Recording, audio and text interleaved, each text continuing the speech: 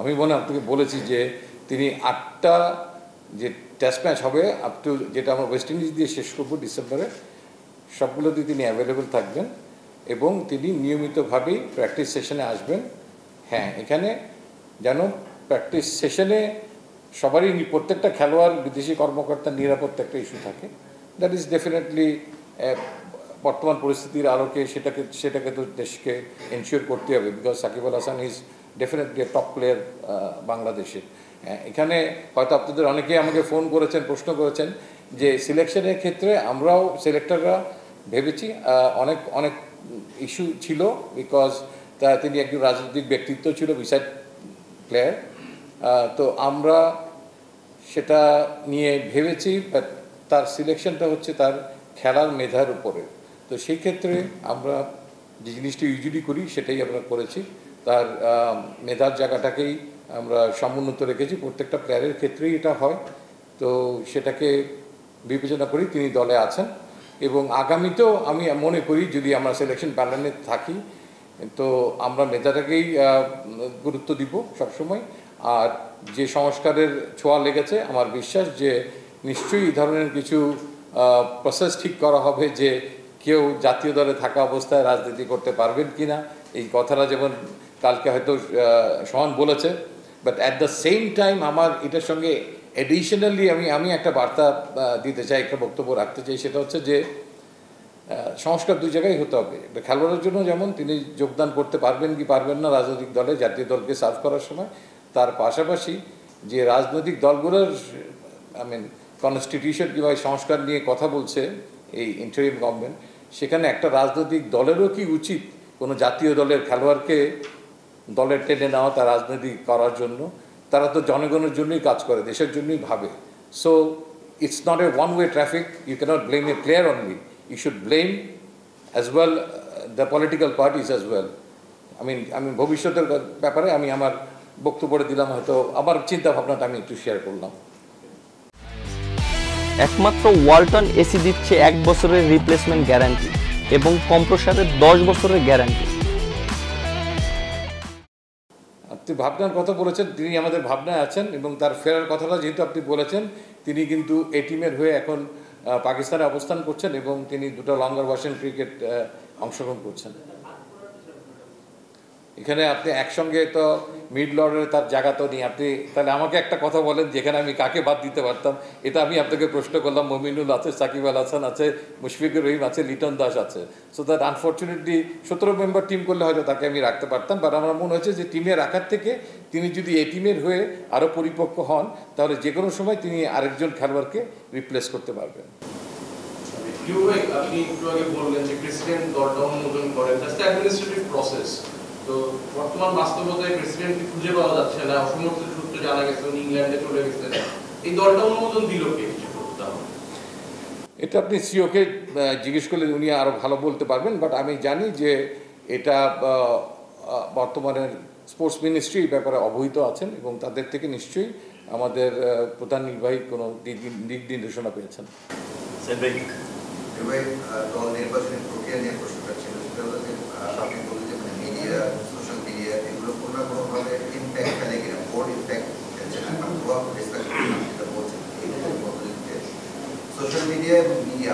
আমি হয়তো একজন প্লেয়ারের পক্ষে তাকে দলে প্রশ্নের কথা বলছি, এটা কোনোভাবে ব্যাকগ্রাউন্ড হয় না আপনার সিলেকশন প্রসেসের মধ্যে ইম্প্যাক্ট ফেলে কিনা বা সোশ্যাল ট্রলিং অনেক কিছু হয়, এটা একটা প্রশ্ন। আর একটা যেটা খেলোয়াড়দের নির্বাচন করা নিয়ে সংক্ষেপ উত্তর চাই।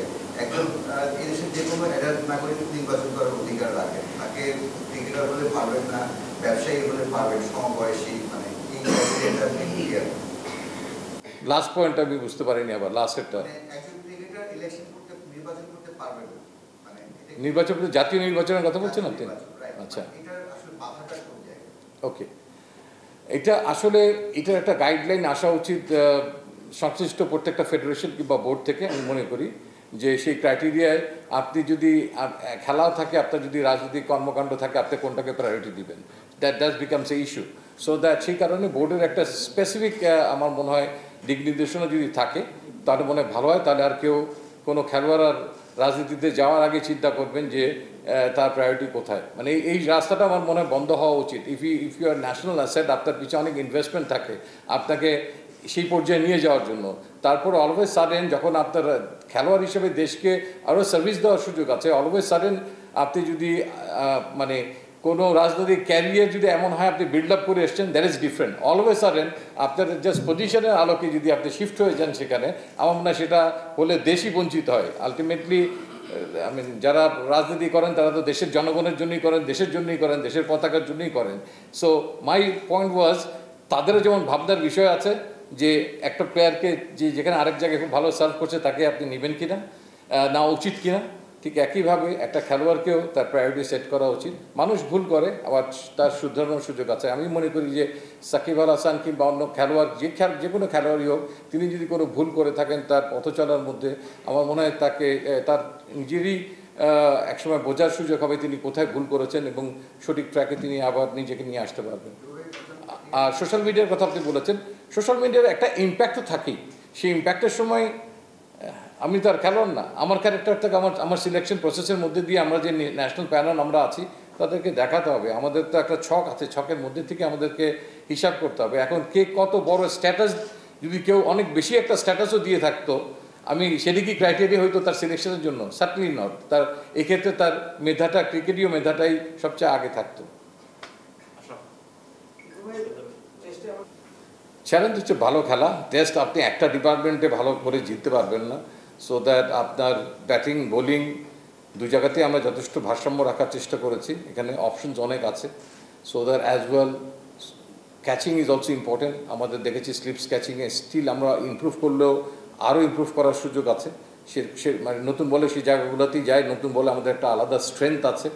But Rawalpindi is bit flat wicket, এখান থেকে ফলাফল বের করে আনাটা অনেক সময় কঠিন হয়। বাট ডিপেন্ড করে যে কোনো একটা পক্ষ যদি খারাপ ব্যাটিং করে তাহলে সেখান থেকেও ফলাফল আসতে পারে। তো আই বিলিভ যে জায়গা দিয়ে আমরা আমাদের টেস্ট ম্যাচটা শুরু করছি, রাওয়ালপিন্ডি টেস্ট দিয়ে, আমাদের ব্যাটসম্যানদের যে ব্যাটিংয়ের কিছুটা ঘাটতি ছিল, মানে আউট অফ ফর্ম ছিল, আস্থার কিছুটা অভাব ছিল, সেগুলো একটা রিকভার করার একটা সুযোগ আছে এই টেস্টের মাধ্যমে। তবে ভুলে গেলে চলবে না, পাকিস্তানের বোলিং অ্যাটাকটা যেটা দিকে তাকান, দলের দিকে যথেষ্ট শক্তিশালী। তো আমার মনে হয় যে আমাদের প্রত্যেকটা খেলোয়াড়ই চেষ্টা করবে যে একটা ভালো শুরু করার জন্য, এবং এই সাবকন্টিনেন্টে খেলা এটা আমি মনে করি একটা অ্যাডভান্টেজ আমাদের দলের জন্য। কন্ডিশন, উইকেট মোটামুটি কাছাকাছি। তো সেই প্রচেষ্টাটা দেখার বিষয় যে আমাদের যে আকাঙ্ক্ষা, সেই আকাঙ্ক্ষার প্রতিফলন তাদের পারফরমেন্সের মধ্যে দিয়ে কতটুকু বেরো আসে। আমি শিওর যে তারা they are very keen to perform definitely. Tamim Iqbal test cricket হয়তো খেলেন না, কিন্তু টি-20ও খেলেন না তিনি, কিন্তু ওয়ানডেতে ছিলেন এবং মাঝখানে অনেকটা সময় খেলেছেন না। একটা ইগো প্রবলেম হয়তো ছিল প্রেসিডেন্টের সঙ্গে, তার মধ্যে গভর্নমেন্ট পলিসিও ছিল এখানে। কিন্তু সেই জায়গা থেকে আপনি এতদিন সিলেক্টর হওয়ার পরে এখন পর্যন্ত তামিম খানকে বসার হয়তো সুযোগ পাইনি। এবার কি আপনি উদ্যোগ নেবেন কিনা তার সঙ্গে ফাইনাল একটা সেটিং দেওয়ার জন্য? আপনি তো টেস্ট টিমের বাইরে প্রশ্ন করে ফেললেন এটা, সো দ্যাট আমি কি ছেড়ে দিব প্রশ্নটা, বলটাকে খেলবো না খেলবো না? তো এটা আসলে আগে যা ছিল সেটা ছিল, আমরা জানতাম যে প্রেসিডেন্ট সাহেবের সঙ্গে তামিম ইকবালের একটা বৈঠক হবে, বৈঠক হওয়ার পরে এই ব্যাপারে সিদ্ধান্ত আসবে, সেই সিদ্ধান্তের আলোকে আমরা আমাদের কাজটা শুরু করতে পারবো। তবে আমার মনে হয় যে যেহেতু অনেক কিছুই বদলে যাচ্ছে, সো দ্যাট সেই আলোকে নিশ্চয়ই তামিম ইকবালের অ্যাটলিস্ট মতামতটা তো তার সঙ্গে কথা বলে আমার জানার ক্ষেত্রে কোনো অসুবিধাই নেই। ভাই, এইচপির একটা মানে অস্ট্রেলিয়া আপনারা একটা দল পাঠিয়েছিলেন লঙ্গা ভার্সন খেলেছে তারা, সেই দলের পারফরমেন্স আপনার লঙ্গা ভার্সনে আপনাদের মানে নির্বাচক ক্ষেত্রে কতটা সন্তুষ্টজনক ছিল, এবং ওইখানে আপনারা কেমন কাউকে পেয়েছেন যাদের আপনার ইন ফিউচার লঙ্গা ভার্সনে আপনারা কনসিডার করতে পারেন, সম্ভাবনা কতটা রয়েছে? দেখেন, ওখানে জাতীয় দলেরও বেশ কিছু খেলোয়াড় গিয়েছিল আমাদের, এবং ওয়ানডে ক্রিকেটে আছে সেখানে, যদি এটা বাইরে আমি প্রশ্নটা তাও নিলাম, আপনি ইয়াং ম্যান প্রশ্ন করেছেন একটা। তো ইটস এ প্রসেস, মানে এইচপিটা ইটস এ প্রসেস, সেই প্রসেসের মধ্যে দিয়ে তারা হাঁটা শুরু করেছে। তাদের মধ্যে উপরে ওঠার এবং জাতীয় দলের পর্যন্ত আসার অনেকেরই অ্যাবিলিটি আছে, বাট অ্যাবিলিটিটা প্রমাণ করার ক্ষেত্রগুলোই হচ্ছে এইচপি, তারপরে এই টিম, দেন জাতীয় দল। কোনো কোনো ক্ষেত্রে হয়তো এটার ব্যত্যয় ঘটতে পারে কেউ যদি এক্সট্রাঅর্ডিনারি ভালো করে, তো তারা সেই প্রসেসের মধ্যে আছে। Last three question please. At present আমাদের মেডিকেল কমিটি থেকে আমি এমন কোনো দিক নির্দেশনা পাইনি যেখানে তার চোখের সমস্যার কারণে তাকে দলভুক্ত করা যাবে না। I have no message about Shakib Al Hasan. তো বিশ্বে যেখানে তাকে স্বীকার করছে is one of the best allrounder, আপনি যদি গত 25 বছরে ধরেন হিসাবেই আনেন তাহলে স্টিল হি স্ট্যান্ডস দেয়ার। তো আমি সেই মতামতের সঙ্গে যাচ্ছি। আমি ঠিক আপনি যেটা বললেন আমি শুধু বোলিং হিসেবে ধরবো বা সেই দুঃসাহস আমার নাই। সাকিবের টেস্ট ফিউচার নিয়ে প্রত্যেক সিরিজের আগে আসলে কথা হয় সে অ্যাভেলেবল কিনা, তো আপনারা কি তাহলে last question please. Okay, last one. Taskin Ahmed একটা বিশ্রামের মধ্যে ছিলেন, অনেকদিন পর টেস্ট খেলবেন। তিনিও আসলে মানে লঙ্গার ভার্সন ক্রিকেট থেকে একটু দূরেই ছিলেন। তো আমরা দেখলাম যে এটি বোধহয় মুশফিক মূলত সিনিয়র ক্রিকেটাররা গেল, তাকে একটু প্র্যাকটিসের ব্যবস্থায় বা আওতায় আনার জন্য ম্যাচ প্র্যাকটিসে। গুরুত্বপূর্ণ প্রশ্ন করেছেন। তিনি আকাঙ্ক্ষা প্রকাশ করেছেন জাতীয় দলের টেস্ট ম্যাচে আবার খেলতে যান। সেই পরিপ্রেক্ষিতেই কিন্তু আমরা তাকে দলভুক্ত করেছি। আপনি দেখবেন যে 15 জন জায়গায় 16 জন দল ঘোষণা করেছি আমরা, এবং এই টিমে সাইফুদ্দিনের পরিবর্তে আমরা কোনো খেলোয়াড় আর সংযোজন করিনি। সো দ্যাট এখান থেকে আমরা তাসকিন আহমেদকে সেকেন্ড 4 দিনের যে খেলাটা থাকবে এই টিমের তার জন্য অ্যাভেলেবল করে দিব। সেখানে পাকিস্তানে তিনি এই টিমের হয়ে প্রথম 4 দিনের খেলা খেলবেন, এবং সেখানে তার যদি কোনো ধরনের ফিটনেস ঘাটতি না হয় তাহলে ইনশাল্লাহ তিনি হয়তো অ্যাভেলেবল থাকবেন ফর সিলেকশন বাংলাদেশের সেকেন্ড টেস্ট ম্যাচের জন্য পাকিস্তানের বিপক্ষে। Thank you.